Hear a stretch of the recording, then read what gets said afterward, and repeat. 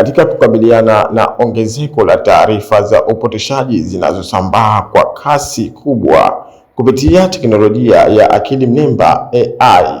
Wanahabari visiwani Zanzibar wametakiwa kuongeza umakini na ujuzi wa kuhakiki taarifa za kidijitali kabla ya kuzichapisha ili kulinda usalama wa jamii na kuimarisha taaluma ya habari. Wito huo umetolewa na mkuu wa programu ya Jamii Afrika, Ziada Seukindo, mara baada ya kufunga mafunzo maalum yaliyoandaliwa na taasisi hiyo yenye lengo la kuwajengea uwezo waandishi wa habari katika kukabiliana na changamoto za taarifa za kimitandao, hususan zinazohusisha matumizi ya akili mnemba. Huku baadhi ya waandishi hao wamezungumzia namna ya mafunzo hayo yanavyoweza kuwaletea faida katika taaluma yao. Kwanza naweza niseme kwamba waandishi wa habari wanahakiki taarifa tangu enzi na enzi, sio kitu kipya, lakini kwa ujio wa dijitali hii swali linakuwa gumu, kwa sababu sasa hivi kila mtu anasambaza taarifa,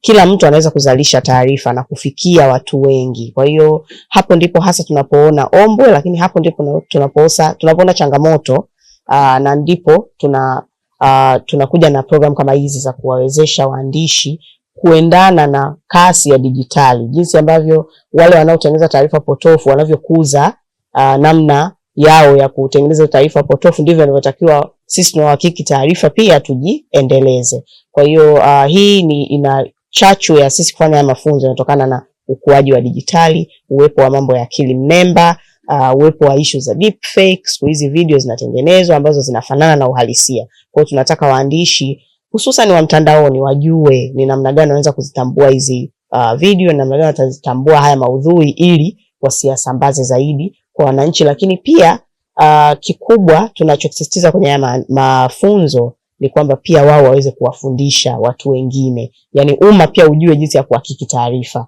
kwa sababu tunatumia wote mitandao ya kijamii. Mtu unapoenda kutumia mitandao ya kijamii unakuwa hauko na mwandishi, hauko na mtaalamu, lakini wewe mwenyewe unapokuwa na utaalamu hata ule basic, unaweza ukachukua taarifa ukaihakiki na kusema hapana, hii sitoisambaza kwa sababu si kweli, imetengenezwa kwa kutumia teknolojia. Ujio wa mitandao ya kijamii umekuja na mapinduzi makubwa ya upatikanaji wa taarifa. Hivi imeonekana katika kipindi cha hivi karibuni taarifa potofu zikienea katika mitandao ya kijamii, na hiyo inatokana na kuwa baadhi ya wanahabari kama sisi, kadhalika baadhi ya wananchi hawana taaluma kuhusiana na uhakiki na uthibitishaji wa usahihi wa taarifa zenyewe. Kwa hiyo mafunzo haya yamekuja kutuwezesha katika kuona namna gani tunaweza kubaini taarifa zilizo sahihi, lakini taarifa zisizo sahihi, lakini pia itasaidia katika kuilinda jamii kutokana na kusambaa kwa taarifa potofu. Endelea kufuatilia matukio mbalimbali kupitia hapa Sema Africa TV.